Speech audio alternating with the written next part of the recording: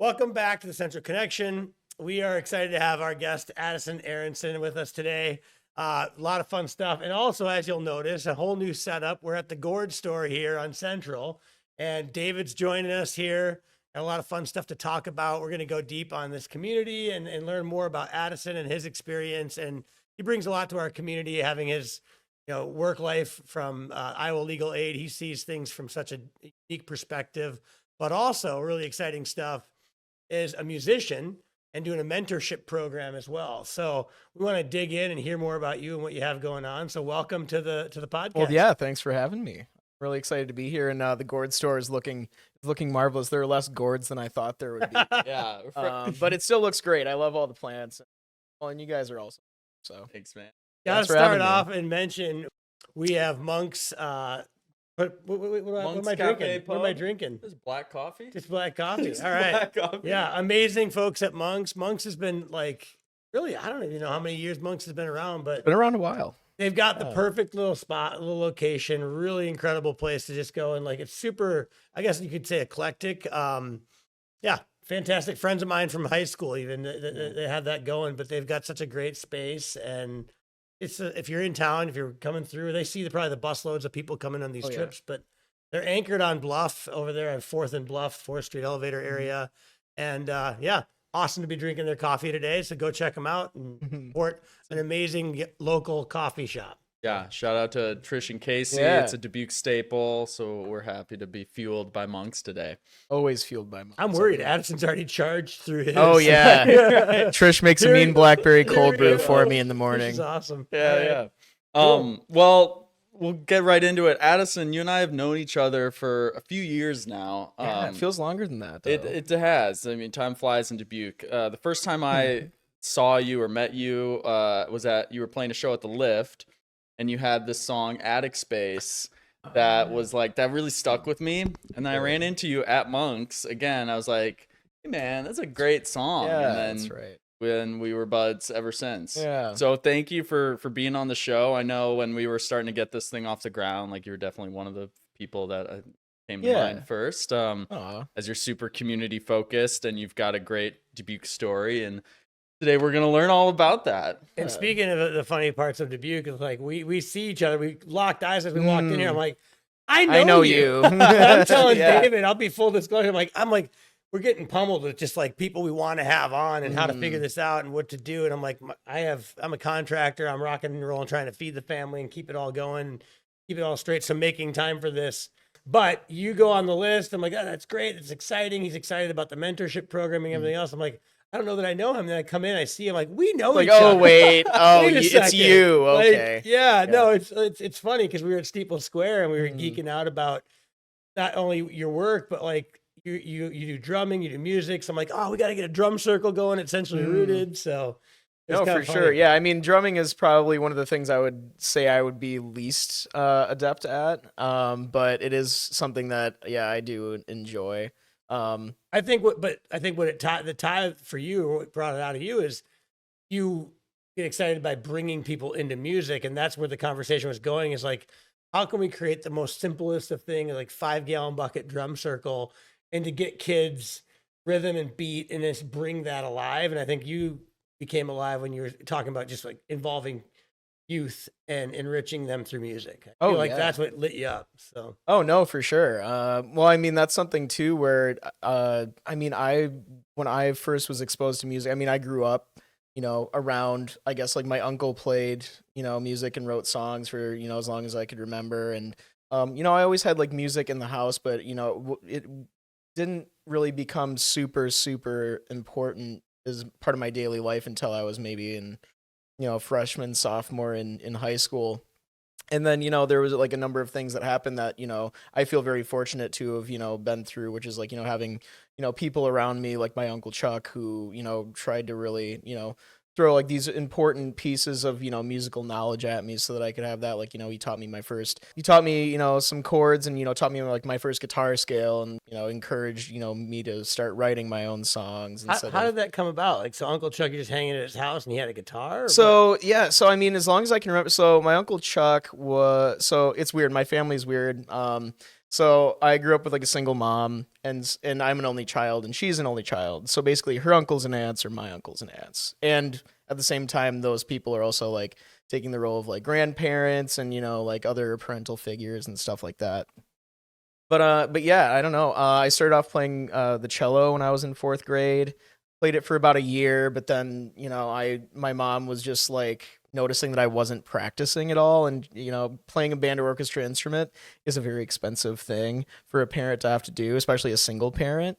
But yeah, so I kind of just gave that up, got a guitar because I asked for a guitar and an amp for Christmas, just because every kid wants to play electric guitar. It's just like it's a cool thing to do. But then I don't know, I started actually taking lessons at Uncle Ike's when they were in their last location on the corner of Asbury and JFK, and I did that for like maybe a month. I didn't really connect with the instructor, and it kind of actually turned me off of trying to pursue guitar for a few years. And then my Uncle Chuck lived in Milwaukee, and whenever I would go there, we would always be playing music, different songs that he wrote like hundreds of songs over the course of his, I guess, musical career. I mean, there wasn't really a career, but it was just more or less like a contribution. It's like sort of a painter that paints purely for themselves. Nice. And it's like the focus is not like trying to show other people and make money off it. It's just a contribution to that art form.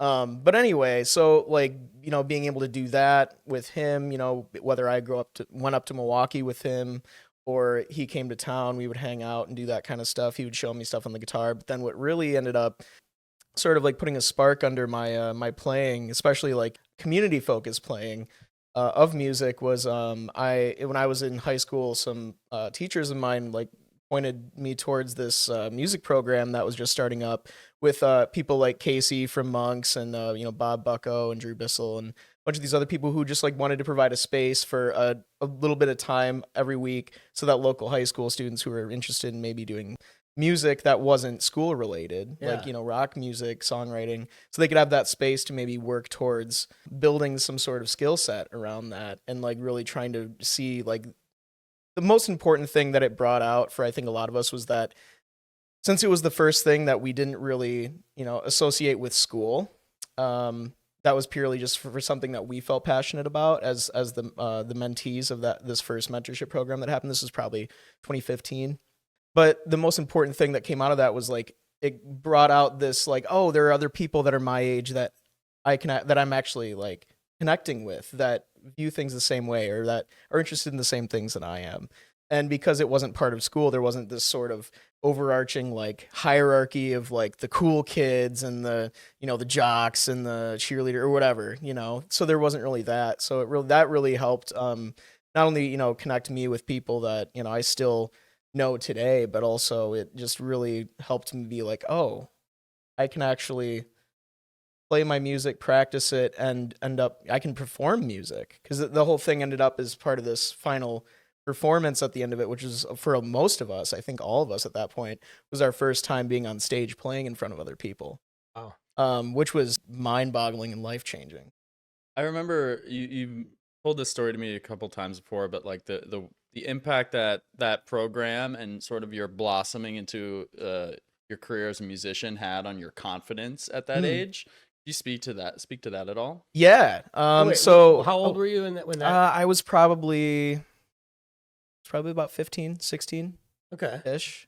I think 15. And you mentioned Casey was running a program like So Casey was one of the mentors. So there were like essentially the setup was there were local musicians or local people that played music that were sort of like in the same circles that got together through the Arts Collective, who essentially were just there as part of a team of older musicians helping with these high school musicians playing, practicing, and performing their music. Awesome. Yeah. Yeah. Back to the confidence. Yeah. How that works. Oh no, for sure. No, it's all good. But as far as confidence, I don't know. I grew up like probably until middle school, I was very outgoing. I've always had like really bad ADHD, so I'm always like looking around. Oh, shit. And, Welcome to the club. and and I can never focus on much Open at the the same door, time. open the Yeah, window. yeah. We're all gonna explode. Yeah.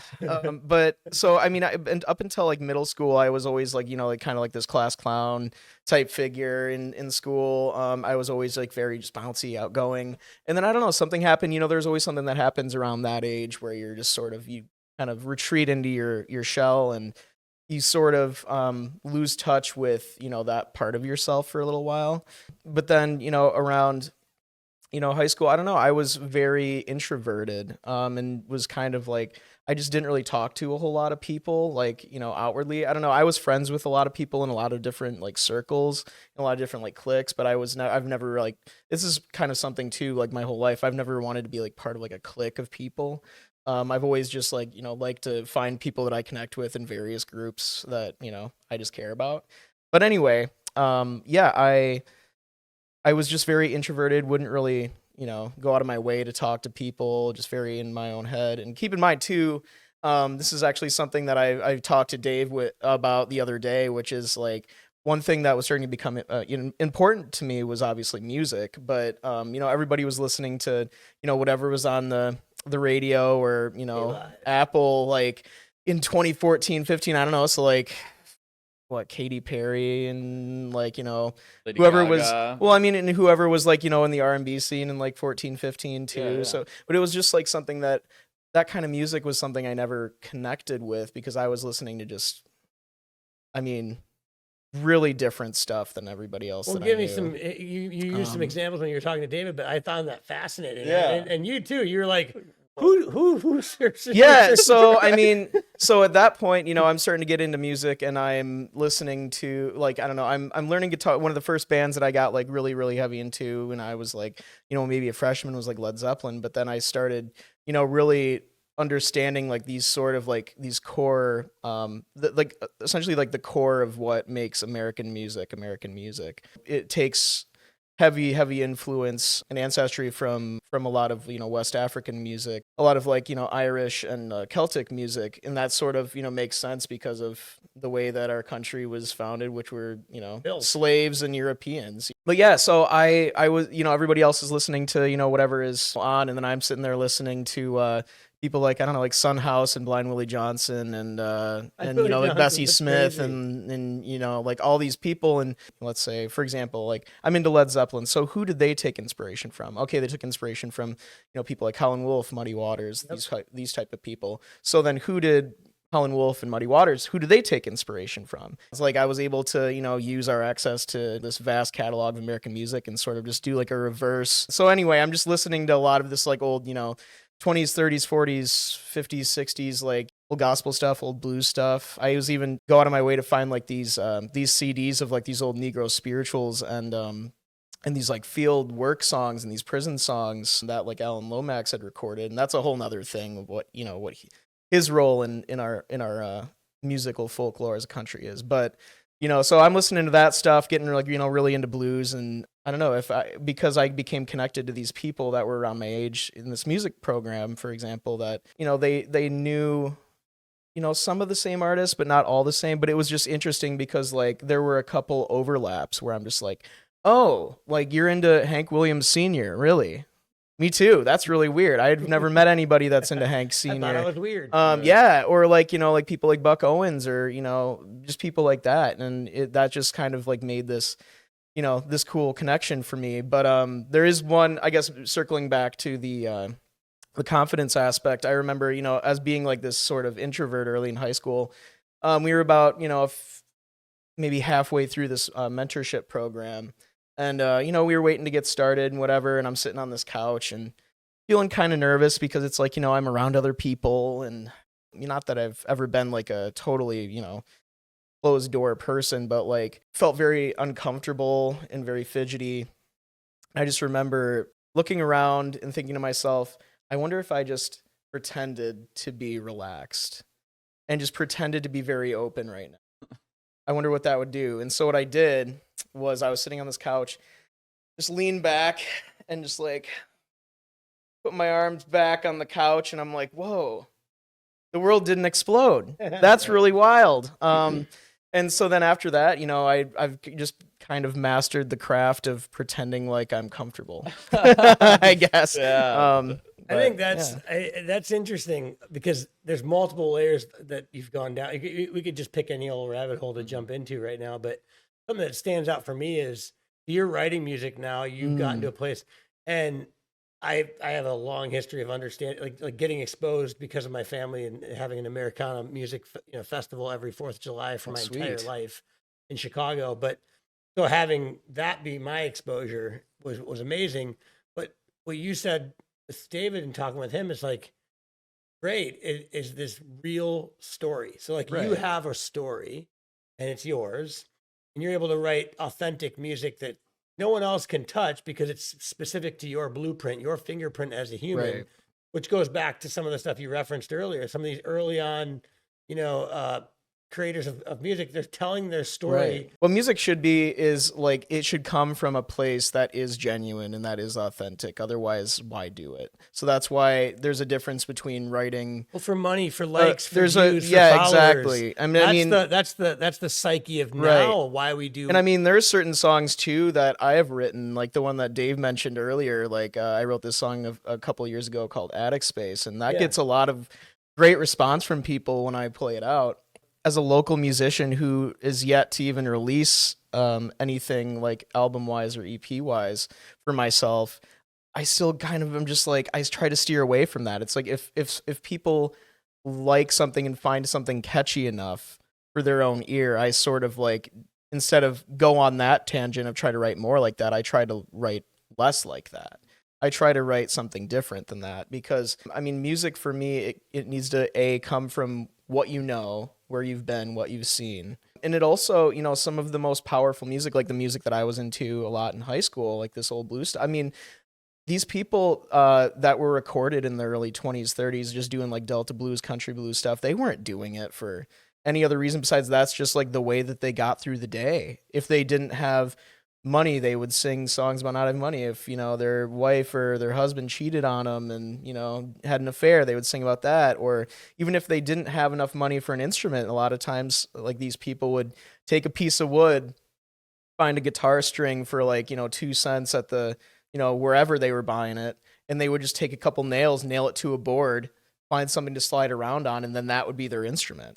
I mean, that it's just it comes from this sort of very deep place. Not even from a historical standpoint, but just from like I feel like a spiritual standpoint too, where it's like those people were the sons and daughters of slaves, and there is like a natural progression from what those people in the fields would sing, whether it be gospel or just whatever, to what we consider to be like early blues recordings, you know, and that's just from what we have recorded. I mean, that's just kind of like a sonic history type thing. Yeah, there's a lot of music that there's like you referenced that has never been recorded or seen. Well, and yeah, we just didn't passed have. I along. mean, we just it was an oral tradition up until we stumbled upon recording devices. recording technology. Yeah, Yeah. which, you know, even early on, I mean, it was still so primitive, but I mean, you can still tell there was this sort of like oral history, and a lot of it seemed like it should have been way older than it was. But that's just because we had it recorded and documented finally. You've got this great appreciation for music that's authentic, that comes from like a working class background. You research the history of it through your youth, kind of on your own. So as a musician who writes songs, like tell us a little bit about your own background. Where are you from? Where'd you like grow up? So I am born and raised in Dubuque. Grown up here my entire life. First memories that I have are I actually lived on Central down the street, maybe like a block or so down from Holy Ghost. Just right down the street from us. It's right now. down the street, yeah. And I mean, every time I drive down Central, I always look at that house. You know, you always do that when, like, you know, you pass any old place you live or have memories of. You're like, oh yeah, that's where I was during this, or this is where we lived in this year, whatever. But I was 2 years old. My mom. So at this time, the reason why we were living on Central was my mom's mom, my grandmother. So she was diagnosed with cancer. She had been before, beat it, but you know, she was working at, I believe, she was working at a hospital. She was let go from her job. I believe like she was just laid off, but like she lost her health insurance. Her breast cancer came back, and she wasn't able to pay for it. And so like she was really struggling, and essentially like, you know, my mom and I moved in with her. And so some of my first memories are, you know, like living at that house with my grandma. And my very first memory, one of the only memories that I still have of my grandma, brought me down the street to the fire station at the corner of 32nd and Central. And the door was open. We walked in, And, all these firemen were super, excited to show me, as, probably not as excited as I was to see all the cool stuff. But yeah, I remember they showed me this big fireman's helmet. They put it on my head. It was just, humongous. And, and then after that, like, I remember they lifted me up and put me in the seat of the fire truck, and, they, pulled the siren a Surprised we're little not bit. talking to a current firefighter here. Oh yeah, I mean, every kid wants to be Early a fireman, recruitment, Yeah. I still want to be. I mean, it would be cool, right? I still want to Yeah, be. I was actually thinking about it at a brief moment in my life, but then it's like I learned about, they have to be there for like on 24-hour shifts, and it's like good for them, but I can't do that. But yeah, so I mean, that was like, one of the first, some of the first memories I have, is, that, and then just like being in that house, and Spider-Man was a big thing for me. I was a huge I dedicated like probably the first 10 years of my life just to Spider-Man. Yeah, I've actually got some odd stories with that. Sure, but, sure. I can go into one of them if you really You want. You got a good one? Yeah. Yeah, let's hear it. So at this point, a few years go by. I'm like 5. Some things happened. My grandmother had unfortunately passed away. And we just went through this thing where my mom, in her grief, met this guy who, turned out to be kind of abusive, and like essentially like used the money that she inherited to, convince her to buy this big house outside of Cascade. And then this guy that she's seeing at this point, they were actually engaged, but this guy is friends with these people that have a farm out there. So, we go over there here and there, just to hang out. And one of their kids is my age, and his name was Johnny. And so, they're all hanging out on the porch at this farm. And it was a pig farm. And he wanted to show me around, And so, like, my mom and everybody's like, all right, Addison, don't go anywhere, but follow Johnny. Follow wherever he goes. Don't go walking around. My ADHD has always been insane. So, we go around back. He's showing me, where the pigs are and all this stuff. And it's like, oh, cool.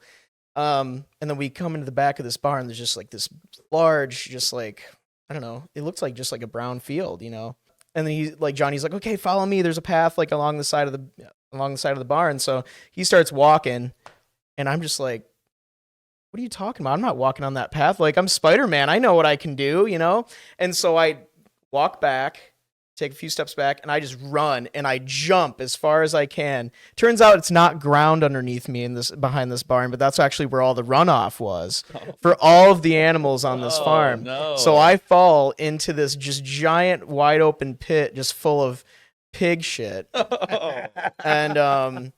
And yeah, so they had to like pull me out, and then my mom spent like an hour just like stripping me down and just spraying me with a garden hose. And yeah, that was anyway. Spider-Man. that was probably the last time that I ever tried to make like a large jump anywhere. Spider-Man. Gotcha.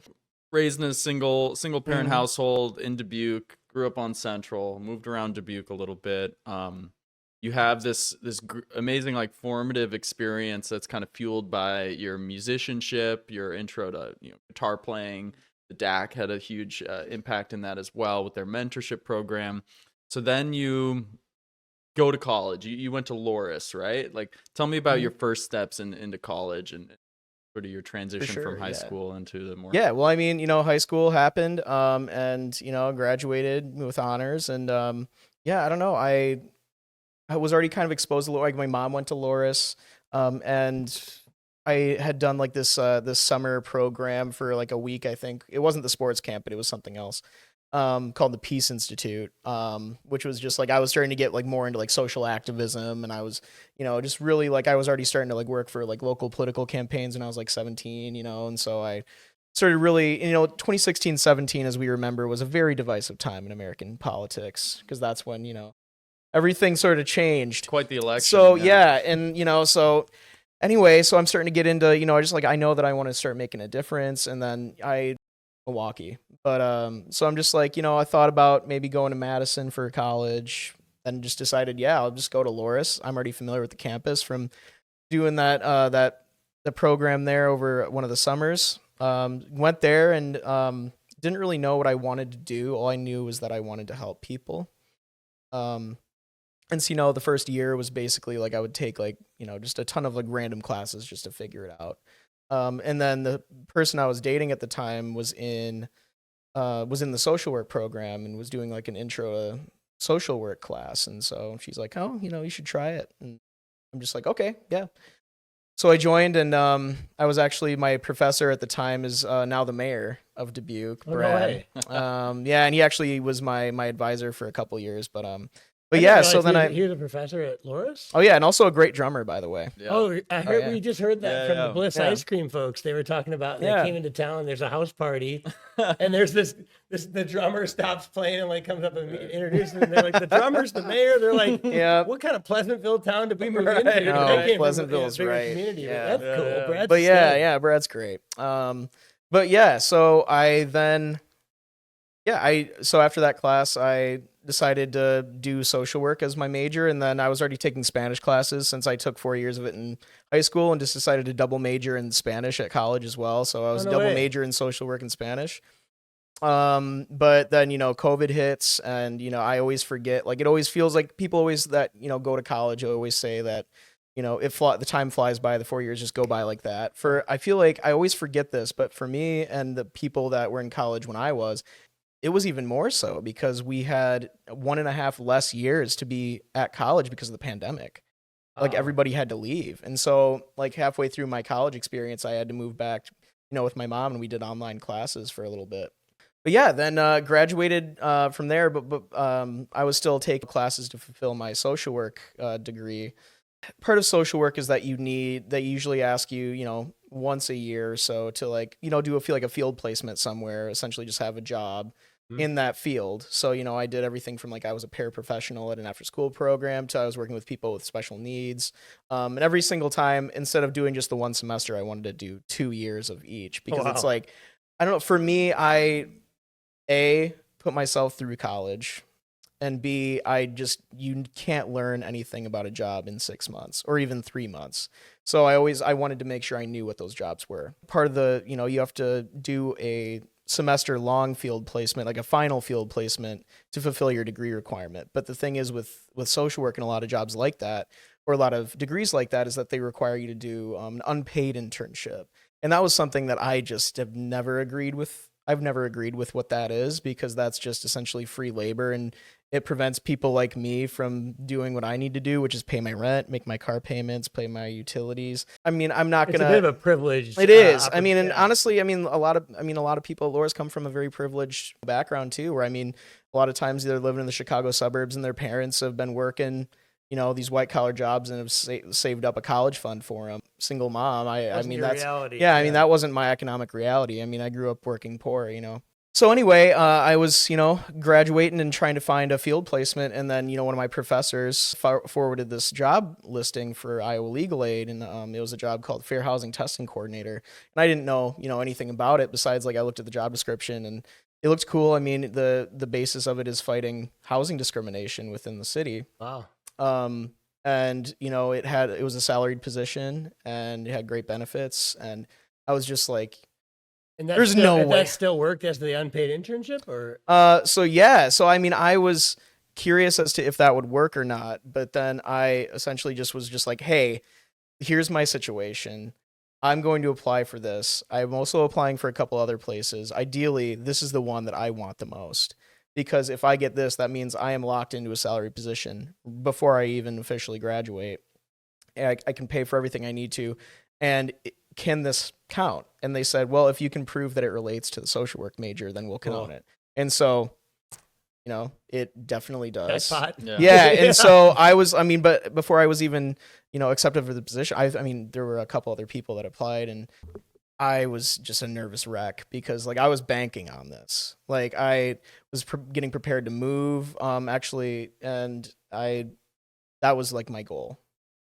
But then, I'm, finishing out my stuff, and eventually I get the call, and they told me that I was accepted for the position. I hadn't even officially, I went through the graduation ceremony at this point, but I hadn't gotten the degree yet. But yeah, so I technically got this salaried position that I was legal aid locked in before I even graduated, which was just unheard of for that. Because everybody else went on to the master's programs, and I just didn't want to do that. Couldn't do that at that point. And that's where you are now.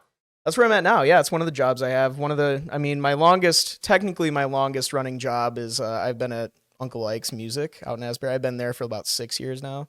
Yeah. I've been working at Iowa Legal Aid. Let's see, June 1st, I've been there 2 years. And yeah, basically what my job is, so as a fair housing testing coordinator, a lot of people don't understand what fair housing testing is.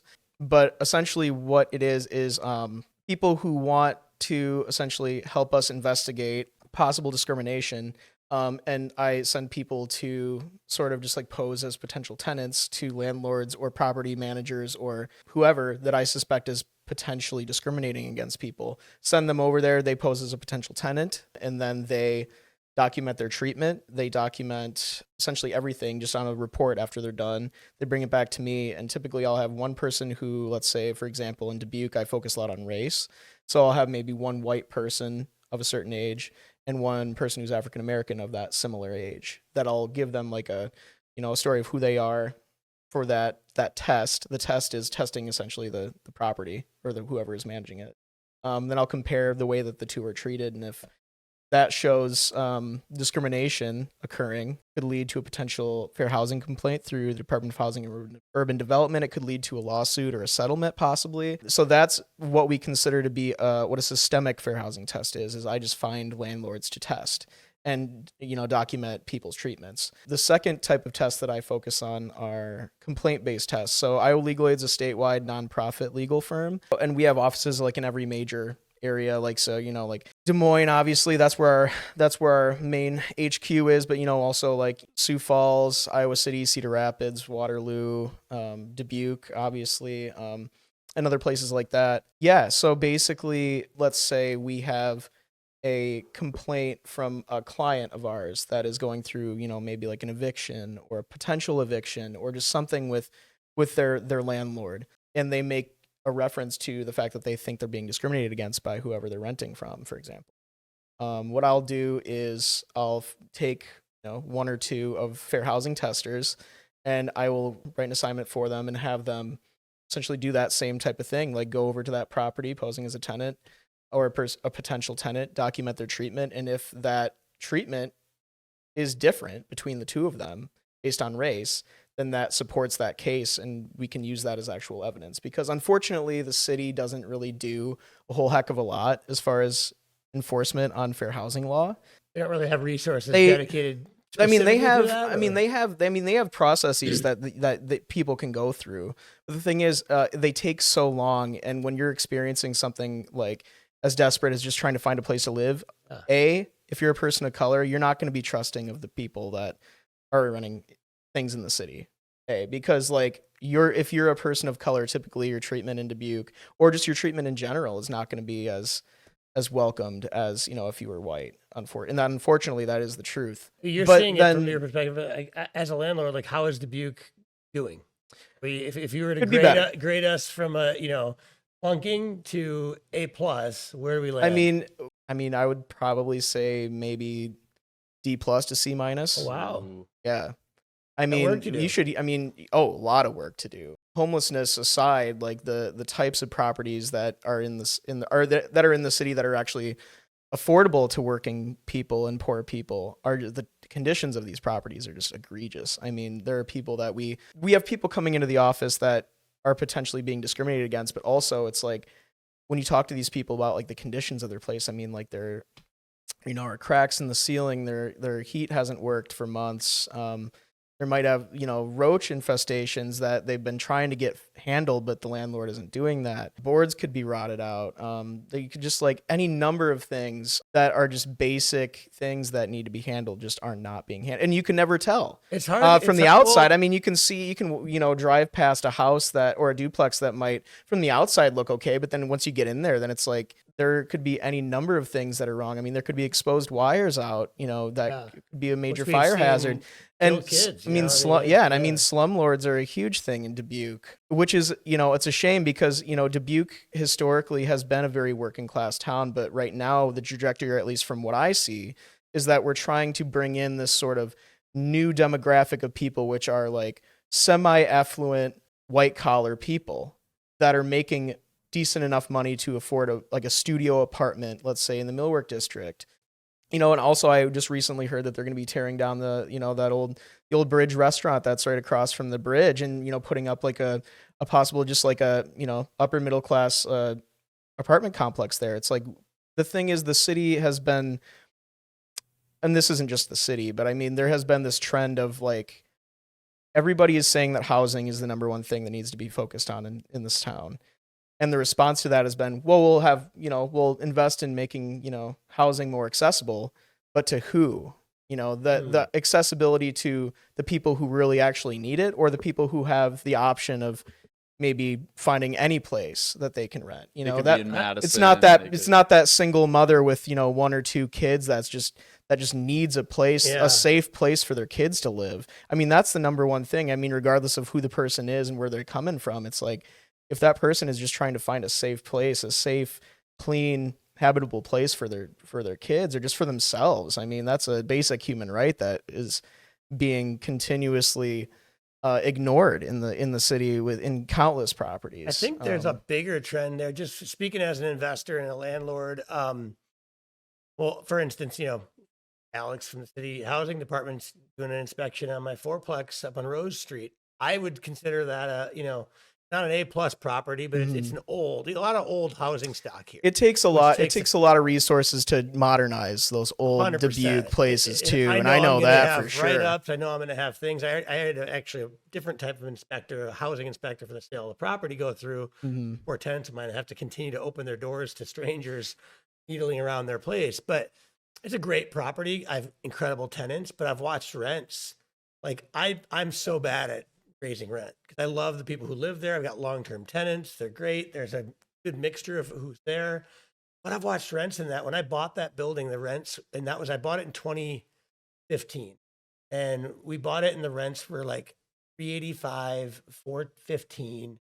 That was the rents for these 2-bedroom apartments. I'm now charging $1,000 a month for a 2-bedroom apartment. I've done a ton of updates, but not all of them. It's a nicer place, but like, from 15 to 24, we're talking more than double rent. Yeah. And I didn't even start raising the rent. I still have somebody there paying for the 3-bedroom apartment in the same unit. She's paying $600 a month. Yeah. Been a friend for years. I just don't have it in me to do it. So well, that's, it's a bad move. I mean, you say that it's a bad move, but honestly, it's a move where like you said, I mean, it keeps long-term tenants there.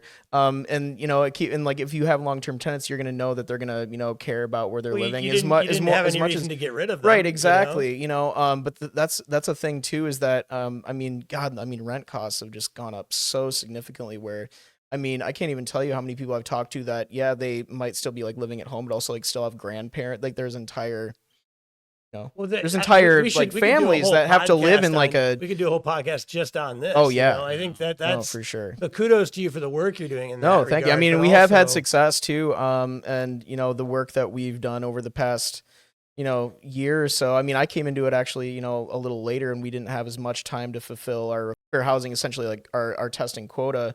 We didn't think maybe we could have reached that quota, but essentially, I was able to do enough to the point where now we've been approved for a large chunk of change, a large federal grant that we're essentially like we're a nonprofit law firm, but it's a type of fair housing grant that every large major fair housing organization across the country receives. So it's not only just like, we have those, way more resources to expand what we're doing, but it's also like we have now that sort of feather in our cap of like, we're not just a law firm now. Like we have the same designation as like any large fair housing organization now. Do you think that awesome. that award, well, that's great, but like, is that going to help move the needle for us? Is it going to help us get a higher GPA as a city for fair housing? I mean, hopefully. I mean, it just depends on, it really just depends on a multitude of factors. And we're not the only organization in town too focused on fair housing either. But yeah, I mean, like, I think if the momentum of these different groups in town that are focused on what we're focused on, which is fair housing, if that momentum keeps going the way that it is, I think that there could be a lot more, we could end up having a lot more leverage as working people active in the community to where we can try to tip the scales a little bit. But it's too early to tell, but that's my hope. It's That's interesting because of the investors that are coming in, and the narrative I see consistently played out on social media for like, go buy it, raise the rents, refinance it, move to the next one. There's all these BRRRR methods. There's all these methods that everyone's like trying to. there's a tell you to 3-bedroom. do. There's a 3-bedroom across in the Okie Dokie downtown that they're charging like $3,500 a month for. Brand new, tons of money went into that. I know the building, I know Yeah, the owner, they're great, but still. good people, and there's a client for that. But they also have mentioned, I mean, off the record, they've said like they're having a hard time finding that person. So what you're saying is Dubuque's just not that kind of town either. Oh, Dubuque not is a Madison, it's not Chicago. Dubuque is a working class town. Yeah. And if you're not going to throw the working people a bone, the working people aren't going to support you, which is So why there's there's a lot of flack that incoming investors and, the city has been getting over the last number of years, is because like things like the B branch are really important. I'm really glad that there's been all this restoration work that's starting to happen with lots of different properties around town. But I mean, if you're not going to throw the working people a bone and try to support the people who are here, and who, even the people who are coming, here from other places, those are still working poor people typically that are just trying to find a better place to live. But if you're not going to make any place affordable for them, they're just going to leave.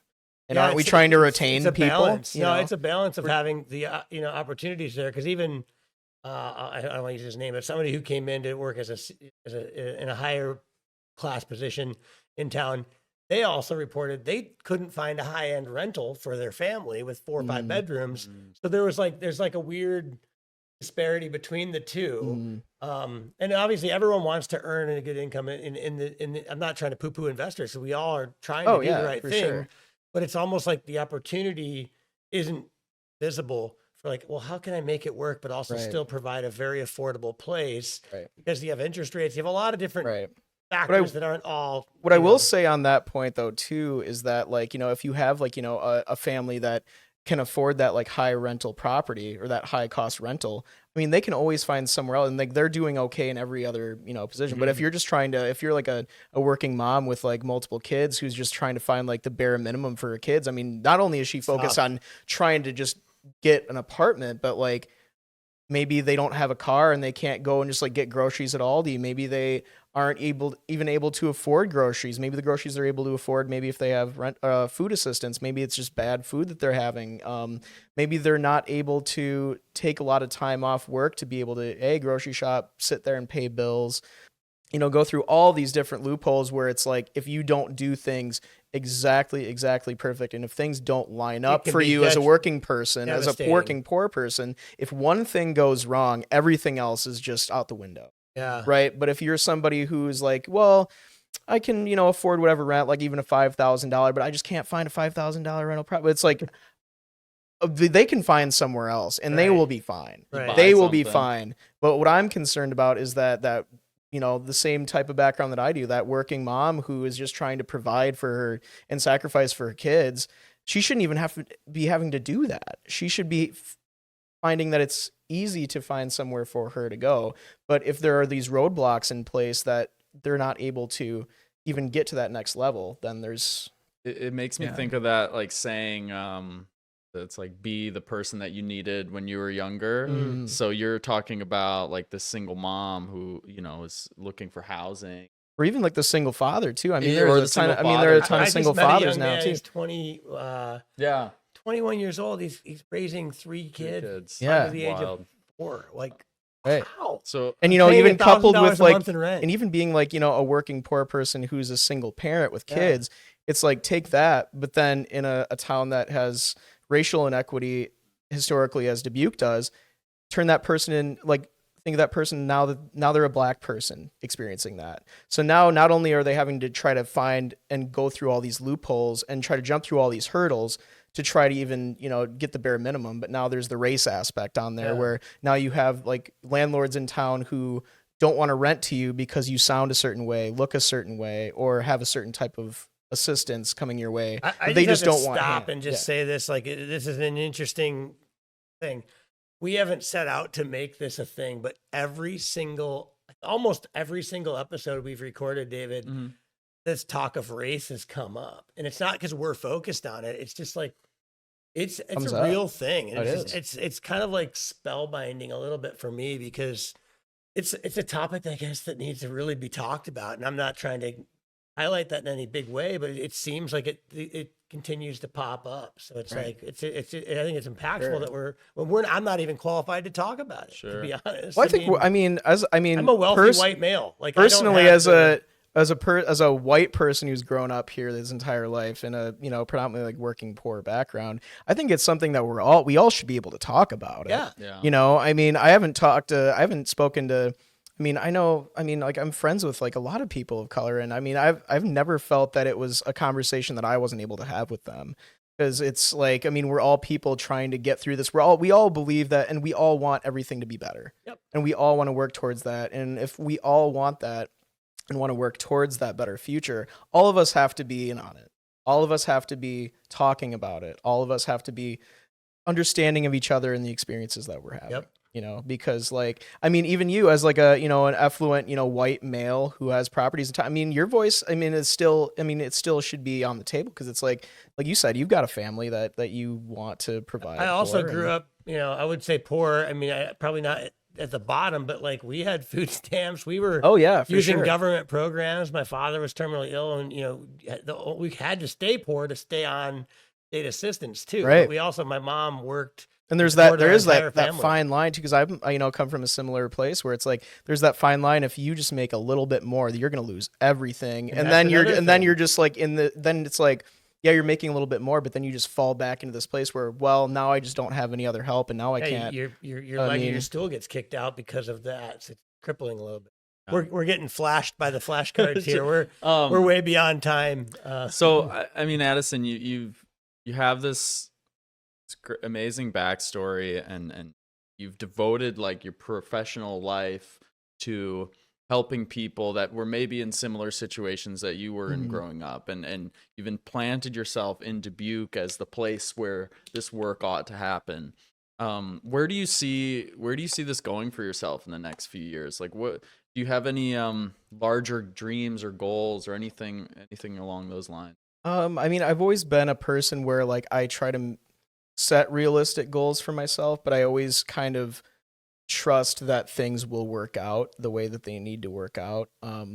Like I've never really there has never been like this, like, oh, I want to be this, and in 10 years, I want this to be a reality for me. Because no matter what, I mean, things are going to go the way they're going to go in 10 years, or even like just tomorrow, that I can do what I can with the abilities that I have to better the people in the community around me with whatever resources I can.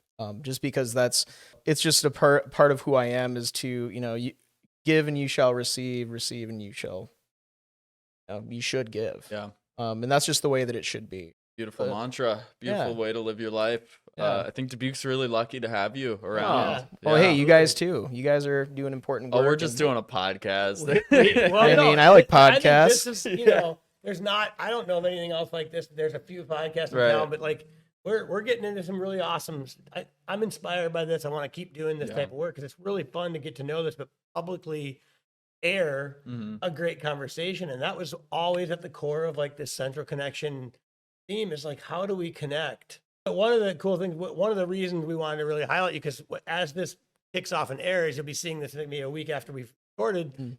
You've got some cool stuff going on, so let's hear about it. I do. So right now, I had mentioned that first points that I had musically was going through that mentorship program when I was in high school. So actually, I've been directing and facilitating a very similar program for local high school students through the same organization that I was a mentee of. Cool. And so now, over the course of the past 10 or so weeks, we've been working with these area high school students who have been just incredible, and they've been doing a lot of really great work. And Sunday, April 21st at 4 p.m., we are having a final performance for these high schoolers, a lot of whom have never been on a stage before, have finally just been growing out of their shells and just being, you can see the 180 change in just how confident they are. Yeah. And so so Sunday, April 21st at 4 p.m., we're having the final performance. They are going to be 6 groups that have been working tirelessly to perform and give a concert. There's no cover charge. It's a free show. Where is this taking place? It's going to be at the Smokestack downtown. If you don't know where the Smokestack is, just go by the courthouse and look for a smokestack sticking up out of a building. But yeah, so not only is that happening, but this time around too, we actually have a second portion of this high school mentorship program where there have been a bunch of visual artists who have been like doing things like painting, drawing, doing graphic design. And there is going to be, so the main floor, we're going to be having the concert, but then on the second floor, there's going to be an art show for all the kids who have been working on their visual art as well. So yeah, Sunday, April 21st, 4 p.m. to question mark. Probably it's going to be a few hours, but come down. It's going to be really fun. These kids are just incredible. And us as mentors are just so proud of the work that they've been doing. There's that. I'm a musician, of course. I've got stuff. My band Marzipan Mailbox is going to be performing in the area again very shortly. There's a few shows in May that we have booked already. I think they're usually on the weekends. May 3rd, Friday, May 3rd, we're playing at Monk's. The 18th, we're playing at the Lift. And today and tomorrow, at the time this podcast recording, we're going to be in the studio recording hopefully our first album, so that should be great. Can you like throw in like an intro song for us or make us something for the podcast?